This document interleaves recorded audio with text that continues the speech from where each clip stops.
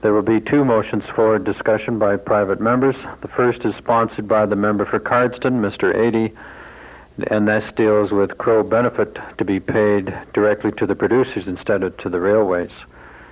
Then later in the afternoon, the member for Redwater, Andrew, will be proposing a motion dealing with amendments to the Surface Rights Act to ensure compensation in order be a right attached to the ownership or occupancy of the land. This evening, the House will be continuing its discussion on Bill 57, dealing with electoral boundaries.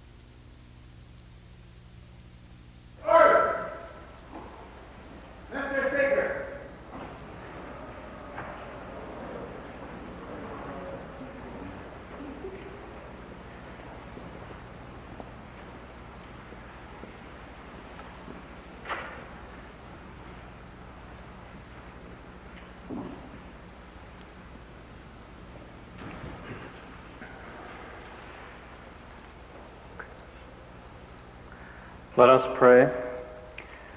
O Lord, we give thanks for the bounty of our province, our land, our resources, and our people. We pledge ourselves to act as good stewards on behalf of all Albertans. Amen.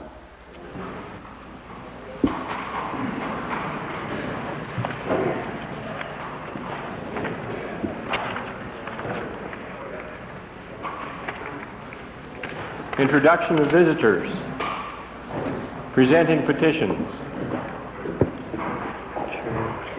Mr. Speaker, I have a petition signed by some 1,500 citizens of Red Deer, Alberta.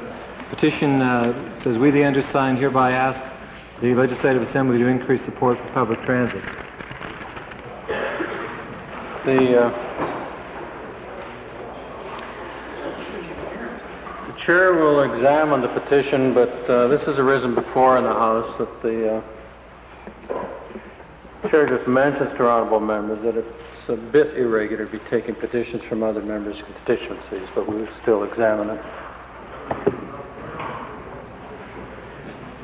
Reading and receiving petitions. Member for Edmonton Belmont. Thank you, Mr. Speaker. Mr. Speaker, I'd ask the clerk to read the petition that I tabled in the legislature yesterday. Thank you. To the Honorable, the Legislative Assembly of Alberta and Legislature assembled.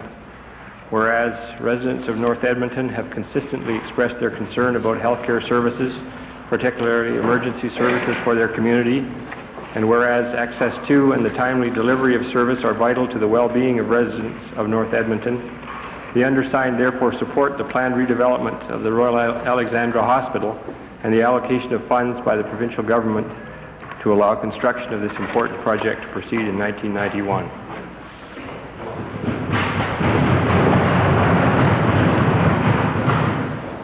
Presenting reports by standing and special committees. Notices of motions. Member for Calgary Mountain View. Thank you, Mr. Speaker. I wish to give verbal notice that pursuant to Standing Order 40, I will move after question period the following urgent motion for consideration by the Assembly relating to meetings tomorrow and Thursday of provincial finance ministers to discuss federal cost-sharing agreements. Be it resolved that the Alberta Treasurer in meetings tomorrow and Thursday with other provincial finance ministers carry the message that Alberta wants to preserve the existing national health care system administered by the provinces with national standards and accessibility, and not a system divided into 10 provincial parts, each with its own rules, biases, and limitations. Thank you. Introduction of bills. The member for Calgary Northwest. Mr. Speaker, I request leave to introduce a bill, Bill number 277, being the Government Open Contract Act. The purpose of this act would require all government contracts valued at more than $50,000 to be filled through an open tender process and that all qualifying bids be published by the government. The honourable member for Calgary Northwest has moved first reading of Bill 277, Government Open Contract Act. Those members in favor of first reading, please say aye. Aye. Opposed, please say no. So ordered. Bill number 277, Government Open Contract Act, introduced by the honourable member, Mr. Brusiker, is now read a first time. Member for Calgary McKnight. Mr. Speaker, I request leave to introduce Bill 248, an act to amend the School Act. Mr. Speaker, this amendment will ban all user fees and instructional fees in Alberta schools. The honourable member for Calgary McKnight has moved first reading of Bill 248, an act to amend the School Act. Those members in favor of first reading, please say aye. Aye. Opposed, please say no. So ordered. Bill number 248, an act to amend the School Act, introduced by the honourable member, Mrs. Gagnon, is now read a first time. Member for Calgary McKnight. Thank you, Mr. Speaker. I request leave to introduce Bill 235, an act to amend the School Act. Mr. Speaker, this amendment expressly will ban corporal punishment as a means of discipline in all schools in Alberta. The paper 48 will get number 2 on it, this one. Add 2.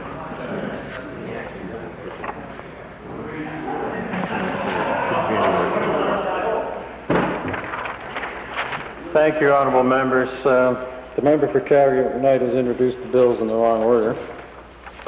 Therefore, the one that was passed, given sent for first reading before, number 248, will show on the order paper as 248, an act to amend the School Act number 2, and the one we are now about to do, if it does indeed receive first reading assent, will be regarded as number 1.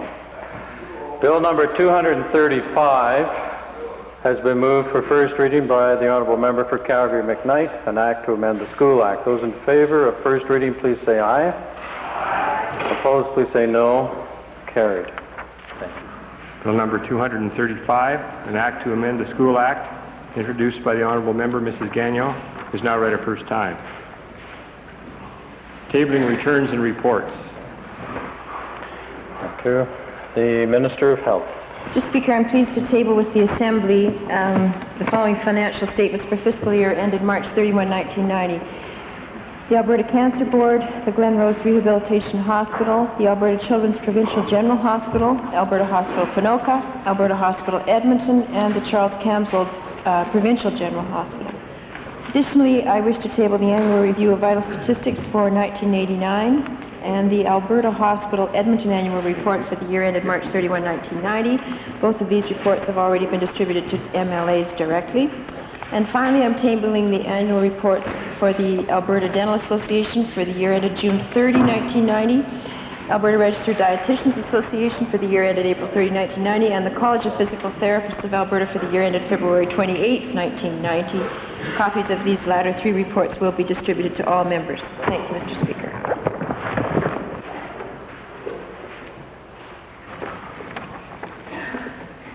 Introduction of special guests.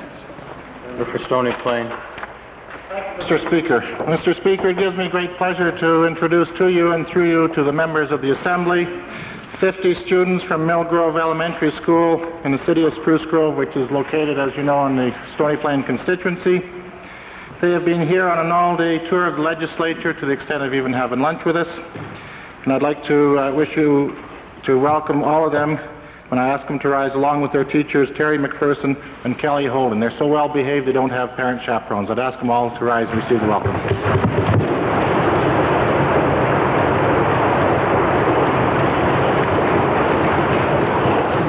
The member for Calgary Foothills, followed by Lesser Slave Lake. Thank you, Mr. Speaker. I'd like to introduce to you and through you to members of the Assembly 27 very bright and energetic students.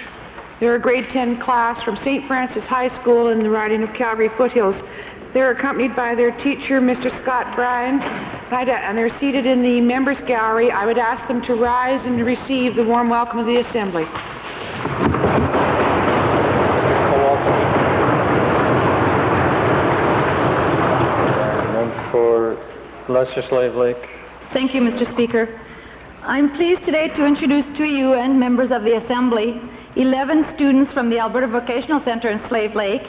They are accompanied by their teacher, Mr. John Anderson.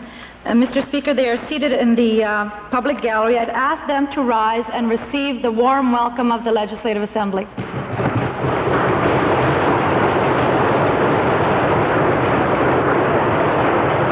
Edmonton Jasper, please. Thank you, Mr. Speaker. It's my pleasure today to introduce Ms. Loretta Smith of the City of Red Deer, who's here in support of her interest in a viable, safe, economical, environmentally friendly transit system. She's accompanied today by her friend from Edmonton, Debbie Hirschke. I'd like them to rise and receive the warm welcome of the members of the Assembly.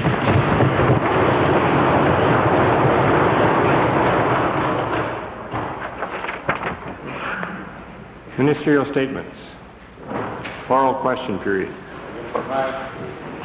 Mr. Speaker, I suppose I shouldn't be surprised to have learned that the provincial finance minister has joined with that other fiscal wizard of conservatism, Mel Cuvalier, in now sponsoring an idea that they want to take to the finance ministers conference starting tomorrow, which essentially would dismantle Canada's national health care system, Mr. Speaker, as if that's going to solve the fiscal problems that this treasurer has given Albertans during the last 6 years. Yeah. Mr. Speaker, the fiscal problems that this government has is that they don't know how to manage money, and they won't tax the rich and the powerful and their corporate buddies.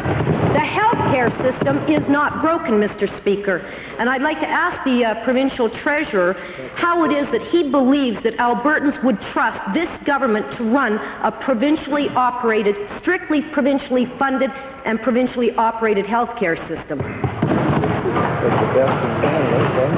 Well, Mr. Speaker, I don't know where the member is coming from again.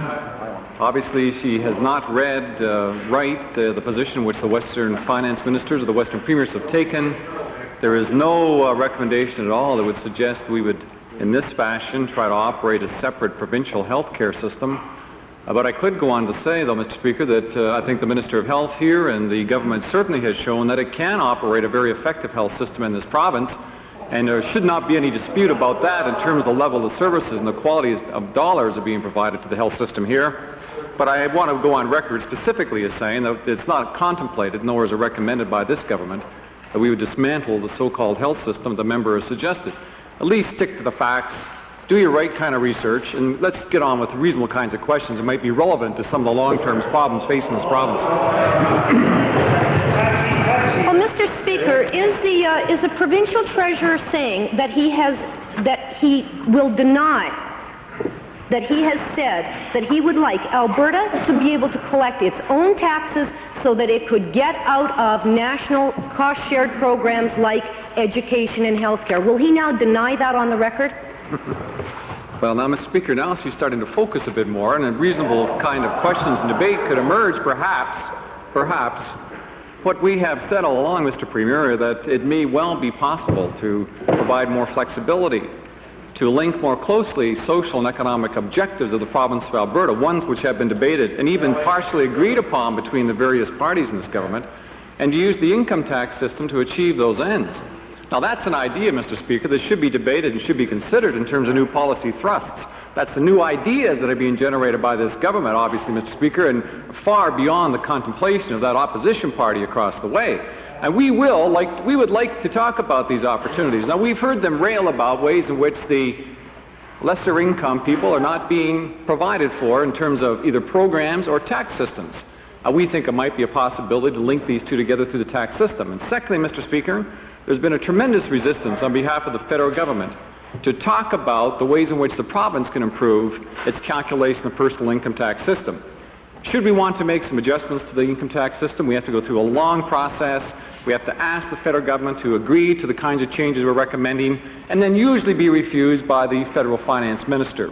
We don't consider that to be an appropriate response, given the kinds of dynamics we're facing in the 90s ahead. We think our own income tax system for the personal side would help a lot of disadvantaged Albertans, allow us to integrate social and economic programs, and achieve the kinds of objectives we think are important for this province, as opposed to having to go hat in hand to Ottawa. We think we can make those changes here, and it's worth discussing. The Western premiers have considered now, Mr. Speaker, all premiers considered it in Winnipeg at the last annual premiers conference, and under the direction of the premiers, we're now taking to the next level of consideration, which is bringing all the finance ministers together to talk about this issue and to talk about ways in which we can save money as a government. Now, that's an important objective as well, Mr. Speaker. Yeah, and I have a few tips for you. Mr. Speaker, Van der Zam's so-called economic wizard has developed a document which, if adopted by the Western finance ministers, would constitute nothing less than the complete dismantling of our national health care program that allows interprovincially standards to be met, portability, and real universal accessibility. Will the finance minister for Alberta declare now that he'll have no part of this nonsense and that he'll stand up for Alberta's continued participation in the national health care program? Well, Mr. Speaker, it looks like the member is prejudging the notice of motion put forward by their colleague, which deals essentially with this issue, and I won't cite the question with respect to anticipation, but let me say this, Mr. Speaker. Let me say this, that nowhere have we said, make it very clear, that we're going to dismantle the healthcare system. The regulations, the 5 points, which are the conditions and principles of the healthcare system in Canada, have been federally legislated. We're bound by those. We've debated those issues somewhere else, and we have accepted the changes. But surely, Mr. Speaker, surely, when the cost of healthcare systems and the cost of government generally are now escalating far out of the ability to pay by most governments, that it is incumbent upon all people who have a responsible position to look at ways that you can select new ideas, can have new ideas with respect to saving money, new ideas across a variety of ways, Mr. Speaker, which should improve the services delivered by the governments, not just in healthcare, but in a broad range of issues, Mr. Speaker. And if you don't start making those kinds of challenges, Mr. Speaker, surely the debt that other provinces and that Canada have now incurred will probably be the burden that all of us will have to pay in the long generations ahead. It's responsible to try... Thank you, Honourable Minister. Second main question. Mr. Speaker, I'd like to designate that question to the member for Edmonton Centre. Senator. Mr. Speaker, it is a very sad and shameful day in Alberta when there are reports of 2 clients in need of specialized mental health care who are so frustrated and lost in such a fragmented system they in fact have committed suicide. Mr. Speaker, it is a sad and it is a shameful day when people are dying as a result of this government's refusal to even maintain levels of community health services in this province. Hear, hear. And I want to ask the Minister of Health today if she will begin to launch a full investigation into this badly fragmented system that has so utterly failed to meet the mental health needs of so many Albertans in the community and in fact has resulted in the death at least of 2 Albertans. Well, Mr. Speaker, every suicide is a tragedy, which I think all members in this House regret. And even though Alberta compares favorably, certainly in terms of the psychiatric beds that are available within our province, I believe, as I've spoken on many occasions in this House, that we can do a better job of the match between the acute care service and the community service, and ensuring that we get the best value out of those resources. And the review that the honourable member is suggesting is already underway. Mr. Speaker, the minister knows as well that she has in fact frozen the level of funding for so many community health services, despite the fact that their caseloads have increased 94% or more over the last 4 years, and that one key way that they have all proposed to meet so many of the mounting pressures is the development of a crisis center for Albertans with mental health needs in an emergency crisis. Will the Minister of Health then explain today why she in fact pulled the $500,000 that was targeted in last year's budget to set up a mental health crisis center, a center which may well have prevented these unnecessary deaths? Mr. Speaker, I think it's important to separate this discussion from the tragedies which occurred in the sense of the 2 individuals involved, and rather speak about the need to balance the community side and the acute care side. One of the reasons that I indicated to the honourable member in the first question that I had that the review that he was looking for was already underway is that in August of this year I asked the provincial suicidologist, the only one in existence in Canada, to establish a working group to assess and address what we perceive to be a lack of specific policies and procedures in hospital emergency departments regarding the handling of suicidal patients. That review is underway. As well, it's one of the issues that I'll be raising when I meet with the Provincial Advisory Committee on Mental Health when I meet with them later this month.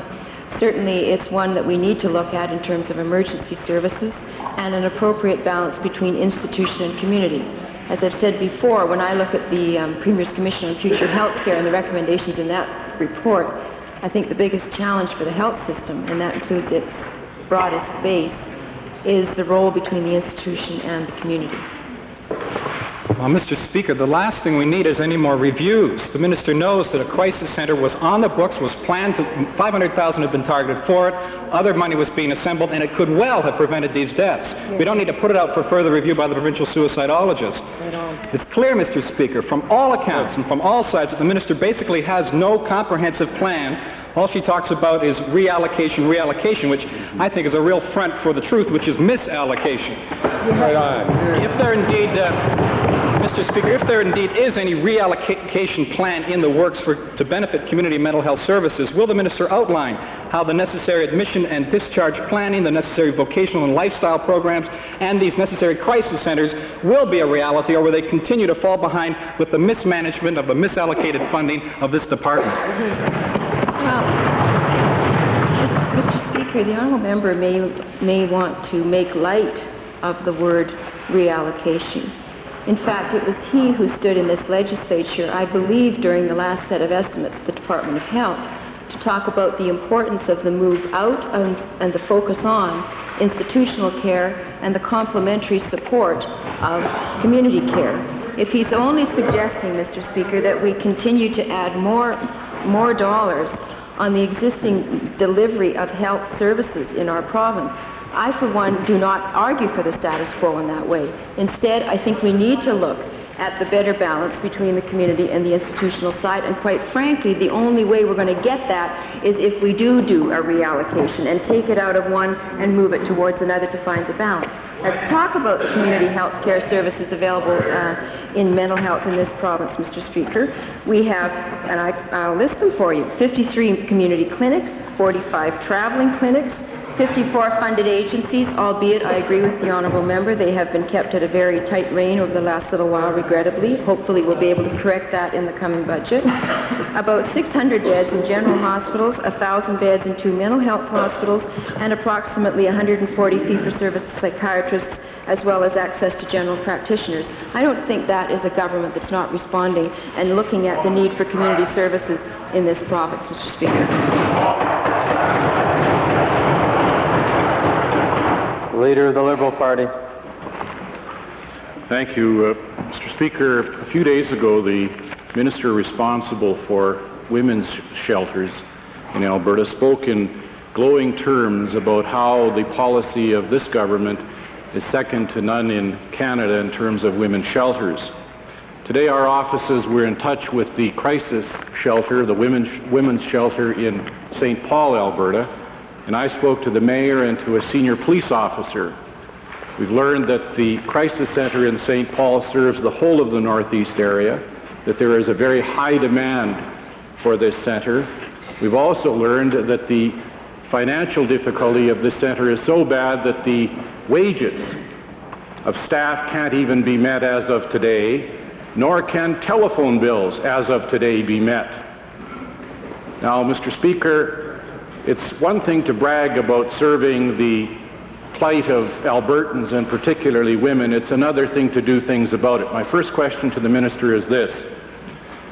Given that some $7 million by way of special warrant was allocated by the minister and his colleagues for upgrading of motels and hotels in tourism areas just a short time ago, is the minister prepared to find some money, $50,000 for the center in St. Paul and $30,000 for the one in Whitecourt, which has the similar problem, find a few $1,000s and make it possible for women's shelters in these... Thank you, honourable member. I'm now up to the third question in this first one. Well, Mr. Speaker, I'm pleased that the leader of the Liberal Party took the time to phone the Crisis Centre in St. Paul. I want to advise him that I've had the opportunity of being up there and visiting the Crisis Centre in St. Paul, and that as a result of that visit, Mr. Speaker, and as a result of some unique circumstances in St. Paul, we went above and beyond a 12-month agreement that we had entered into with that particular association. I was able to provide an additional $27,000 above and beyond the original commitment, Mr. Speaker. Mr. Speaker, I'm sorry that, yes, we expect associations to live within their budgets.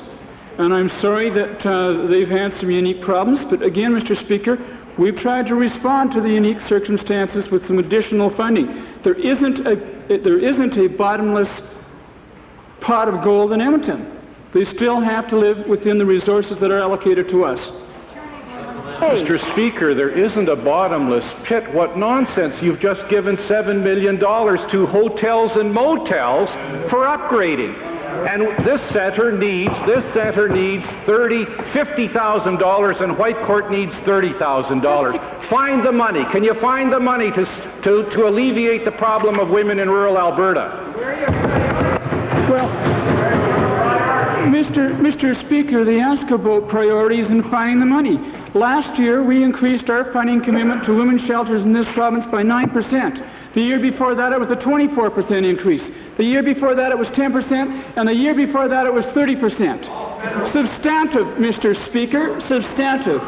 We recognize, Mr. Speaker, that there are some needs out there, and we're working with the community to respond to those needs, Mr. Speaker. We have demonstrated that with the dollars that we've established in the past. We've clearly made it a priority at a time of restraint. Mr. Speaker, again, I remind the member opposite that we funded an additional 6 new satellite agencies in northern Alberta. And Mr. Speaker, for the most part, they're living within their budgets, they're meeting the needs within their budgets, and they're not coming back for additional funds. Mr. Speaker, it is generally accepted that although not perfect, the funding for urban shelters is better than the funding for the satellite centers. I'd like the minister to answer this. Why is it that rural Albertans, rural women, are treated as second-class citizens when it comes to looking after their interests and their concerns? Well, again, Mr. Speaker, it's not accurate. The comments are not accurate. To suggest that we're ignoring rural women when I just told the honourable member that we provided additional funding for 6 new satellite offices that weren't there a year ago, Mr. Speaker. They weren't there. Thanks to the commitment of this government, at a time of restraint, we found those additional dollars, Mr. Speaker, because we saw the need in rural Alberta, and we responded, and we're going to continue to respond. Lloyd-Minster. Lloyd-Minster. Thank you, Mr. Speaker. In view of the GATT negotiations going on this week in Brussels and the prominence of the agricultural issues, and further that the Deputy Premier, Intergovernmental Affairs Minister, is attending these said meetings, could the Associate Minister of Agriculture enlighten the members of the Assembly and our agriculture producers in the province on any positive moves that are being made to rid our farmers of these subsidies that are crippling the agricultural sector in the province? Mr. Speaker, the member outlines a very serious concern to our agricultural community, because I think each of our members understand that export trade is key to the agricultural industry in Western Canada, and particularly in Alberta. The discussions in Brussels, I regret to inform you, are not proceeding as we would like to see them. The European community seems to have really reached an impasse with the United States negotiators, and do not appear to be in any position or any mood at the moment to move forward. As the member would know, the European community put forth a position of reduction of subsidies of 30% over a period of 10 years, but unfortunately that was retroactive to 1986. Canada is calling for the total elimination of export subsidies and a 50% reduction of internal support subsidies. So we're very concerned about what is occurring. It is our understanding in discussions with our people there that there will be meetings tomorrow, and we are hopeful that this will bring some movement from particularly the European community. Supplementary, Mr. Speaker.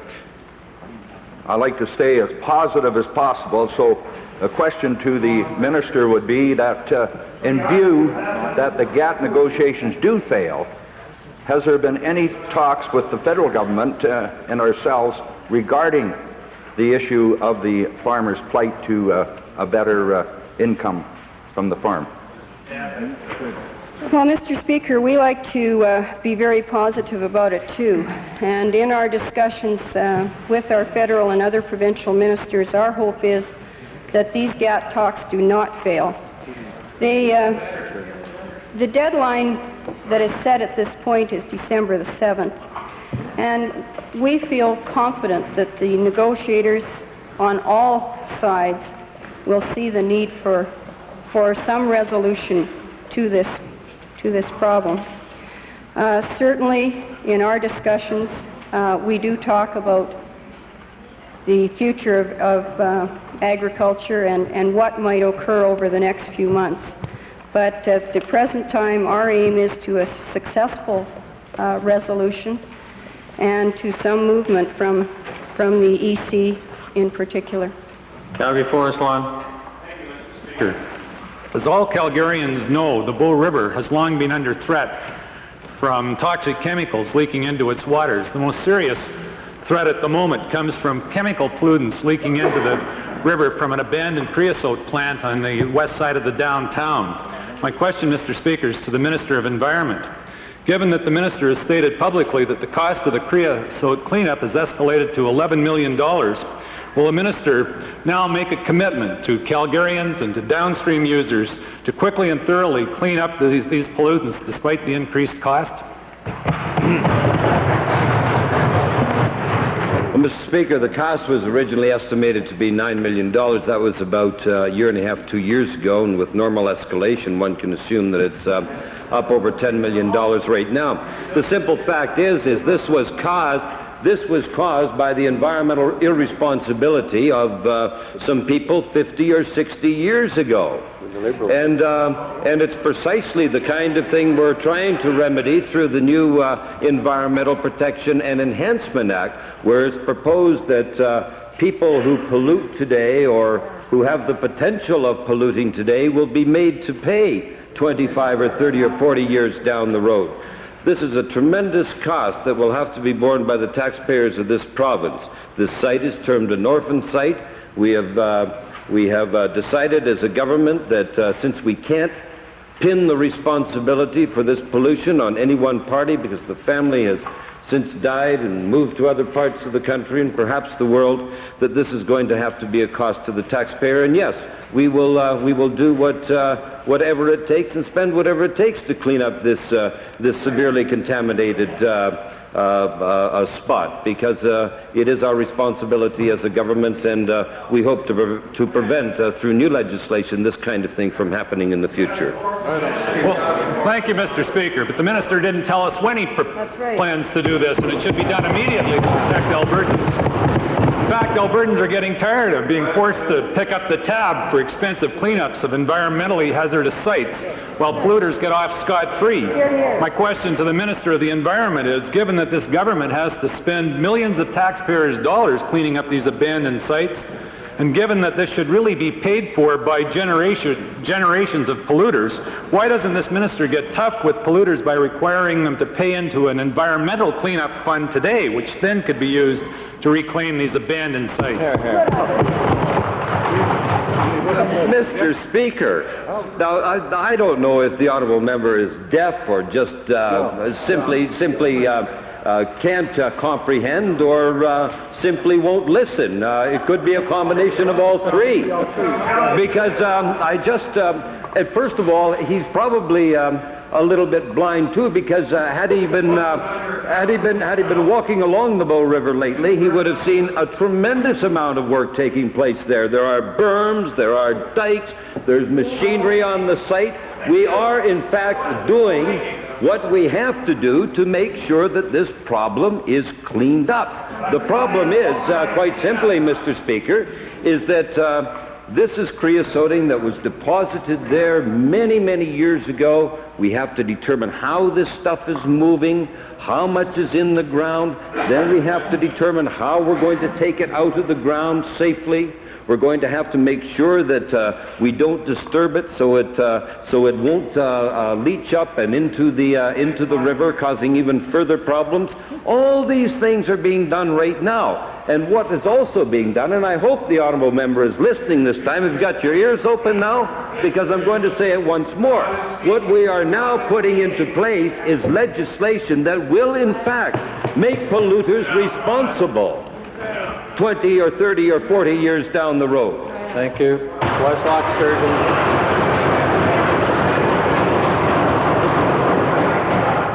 Mr. Speaker, my question today is to the Associate Minister, although it stems from the Premier's and his Cabinet, which are fond of saying how much they want to encourage the family and love the family farm, while in effect throwing out roadblocks and certainly downgrading the farm housewife.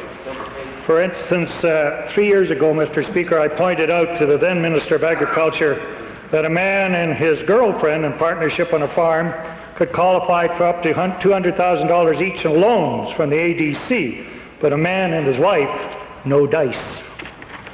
Now what I'd like to point out, take to the Minister, is a question that if, in fact, she has personally been the farm wife for some time, how does she feel about the fact that even a man and his boyfriend living together can qualify for double the amount of money to ADC that a man and his wife does?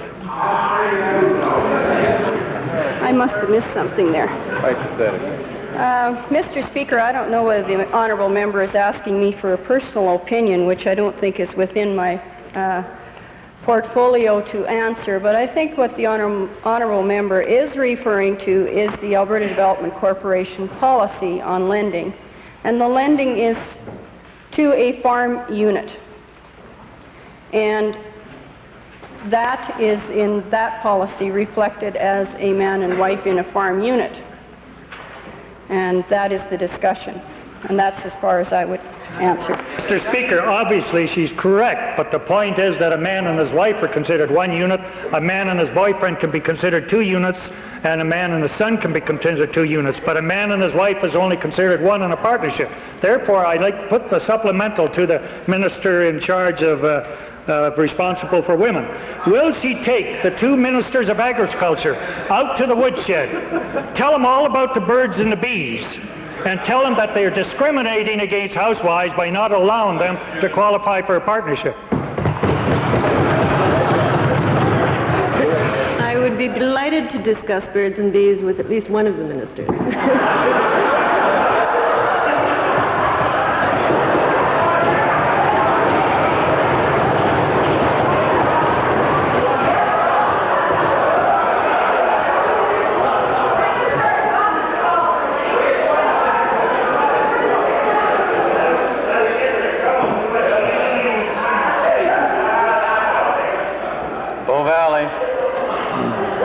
Give it to him, Tom. Mr. Speaker, those kind of questions are hard to follow. My question, Mr. Speaker, is to the Minister of Transportation and Utilities, and it has to do with Highway 56. The design route of Highway 56, Mr. Speaker, is from Camrose to Coaldale. No. It's almost all surfaced. Thank you, honourable member. Just half a moment. I draw attention to all members of the House. What happened at the end of question period yesterday can happen sooner today. Bow Valley. Thank you, Mr. Speaker. The proposed route is almost all surfaced except for a short distance south of Bazzano. The question to the minister is, has he any plans in the near future to finish this direct route from North to South Alberta? No. Sure.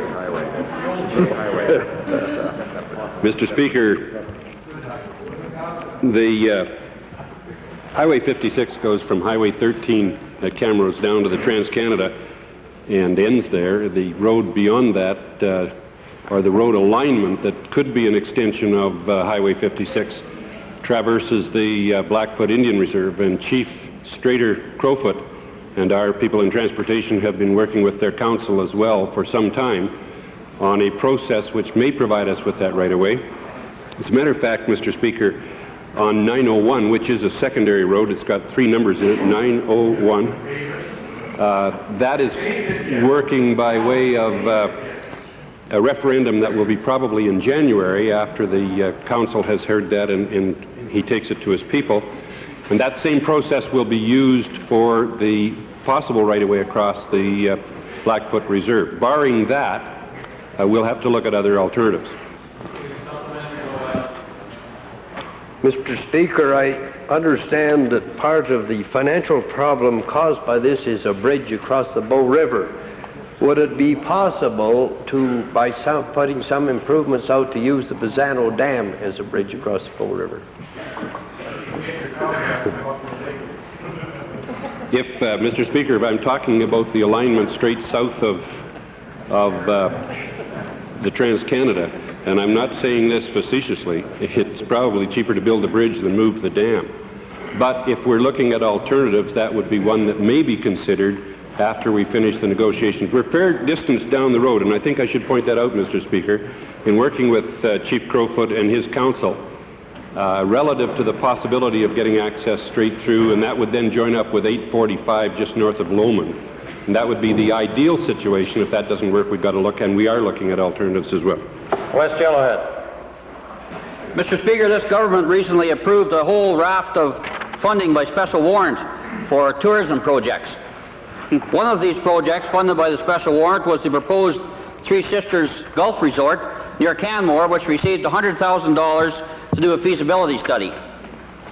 The Alberta Wilderness Association and many other environmental groups say this would cause irreparable harm to critical wildlife habitat in the Wind Valley area east of Canmore. We don't care. Can the Minister of Tourism tell me why this government can justify putting taxpayers' money into a project like the Three Sisters Gulf Resort before there's even been an assessment done on the environment's impact? Mr. Speaker, this project did receive funding from through the Canada-Alberta Tourism Agreement, which we mentioned earlier. Applications ended in March of last year, and there was a section of that agreement that did have the capability of helping proponents throughout Alberta to do feasibility studies, to look at viable, sustainable development throughout the province, and they received a grant to do so. I'd like to also inform the honored member that many other projects in this province are being assisted in a similar way through that program, and it was classified as a very successful program to make sure all of the facts were on the table when decision makers looked at those projects. Why do you pay for that? Mr. Speaker, the directors and shareholders of the Three Sisters Gulf Resort reads like who's who of the Conservative Party. Surprise, surprise, eh? Surprise, surprise. I'd like to ask the Minister of Tourism, given that the 5 major tourism resort proposals in the Canmore area, only the proposed Three Sisters Resort received funding from the Canada-Alberta Tourism Agreement just prior to it expiring. And given that this company is well connected to the government, how can the Minister justify this apparent favoritism shown by Conservative government to the proposed Three Sisters project? Mr. Speaker, the preamble to his question really does deserve some consideration. As his facts, you better get them straight. The Three Sisters project, along with many others, went through a very diligent process to receive funds.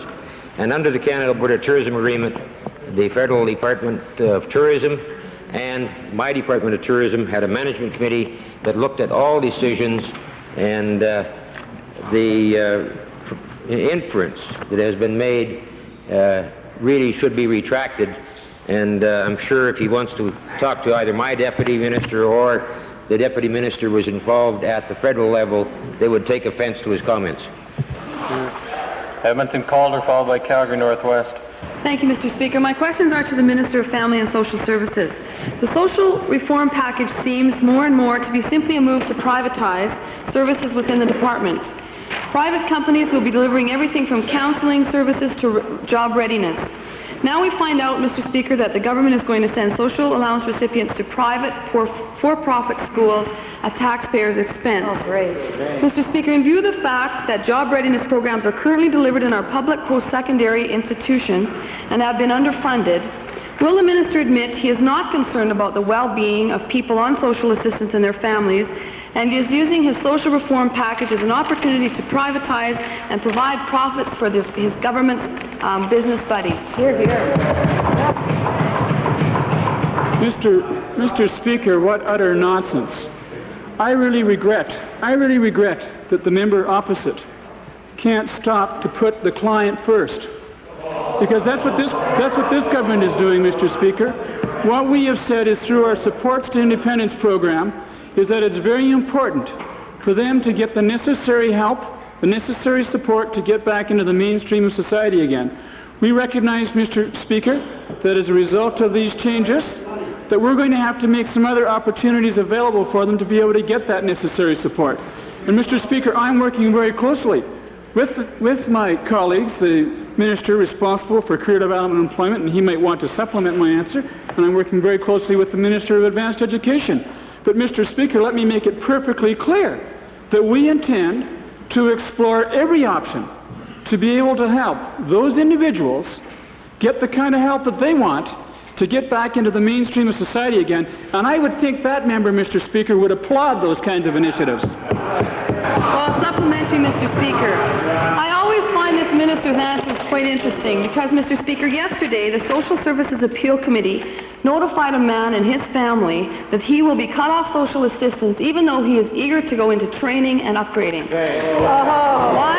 And I would ask the minister this. Why does this minister not make a sincere effort to improve the system that prevents people from getting off social assistance instead of concentrating on providing opportunities and profits for his friends in the business community?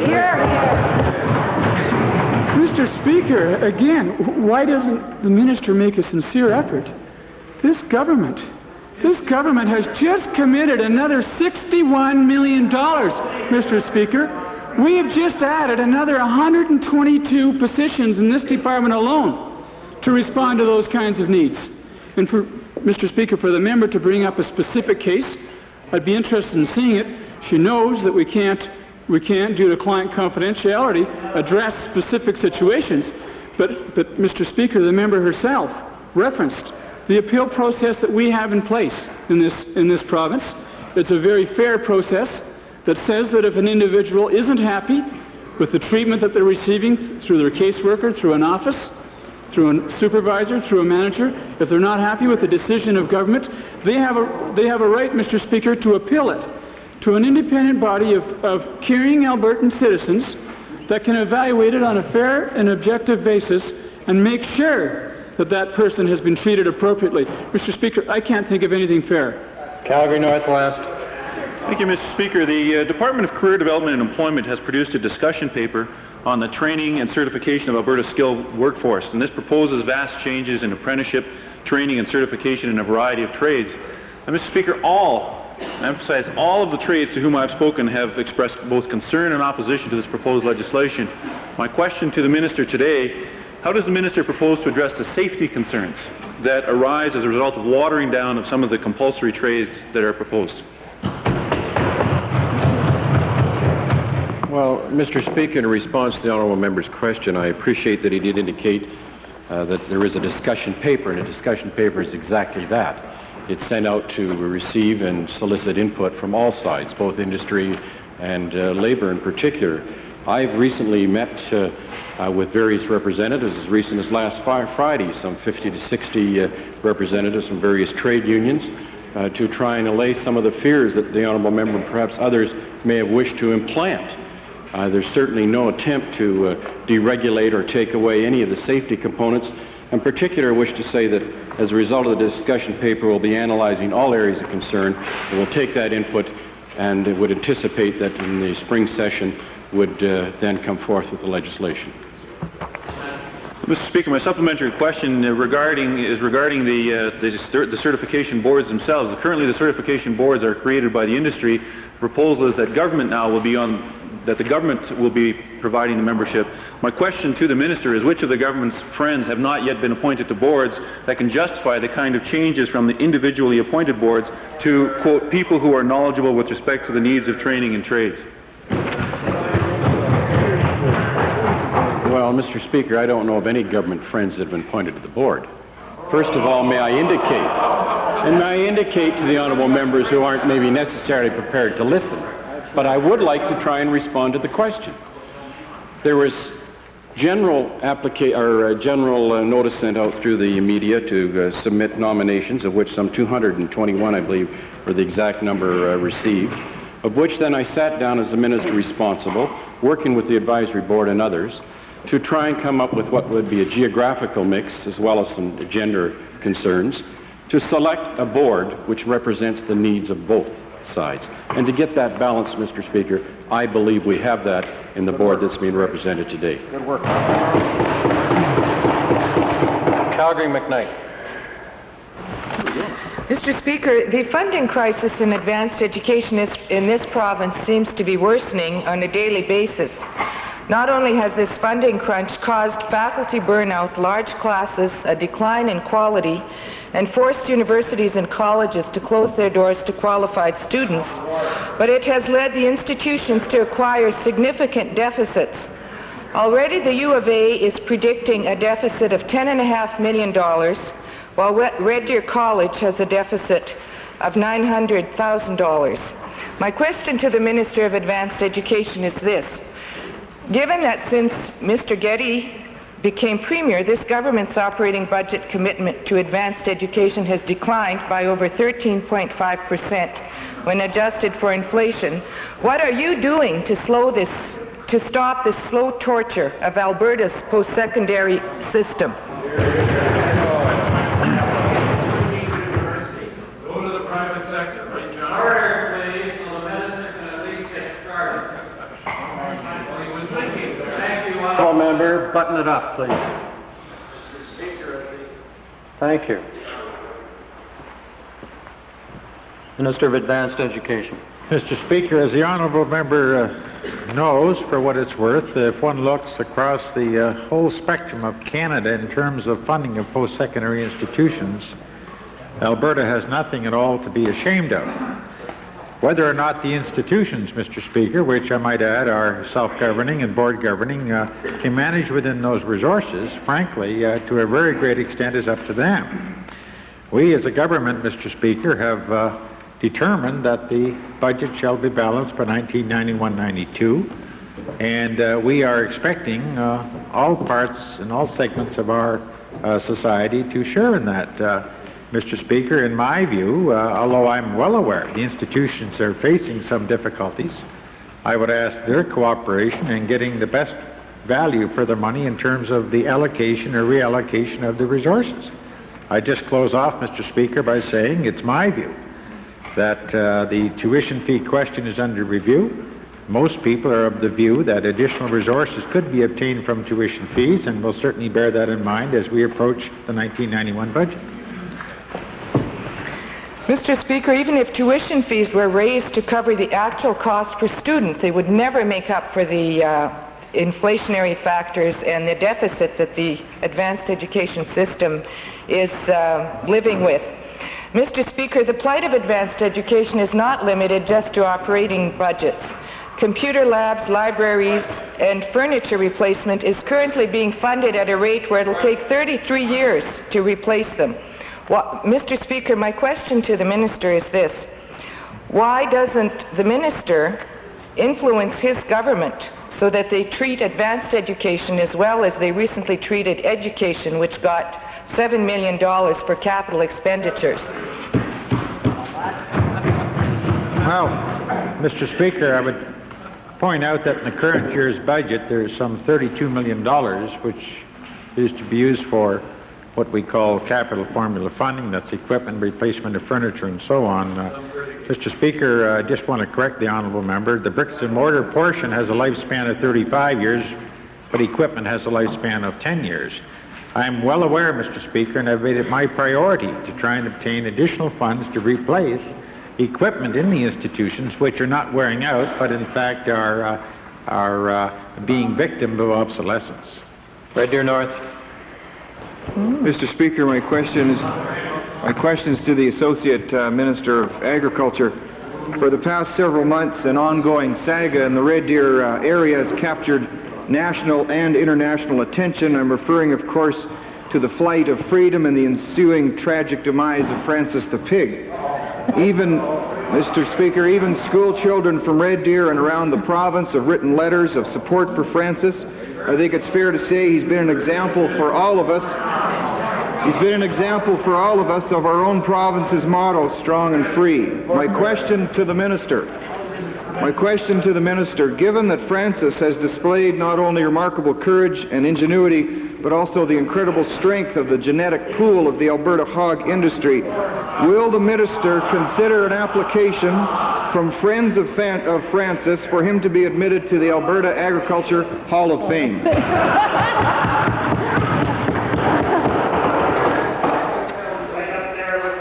Question period is at an end.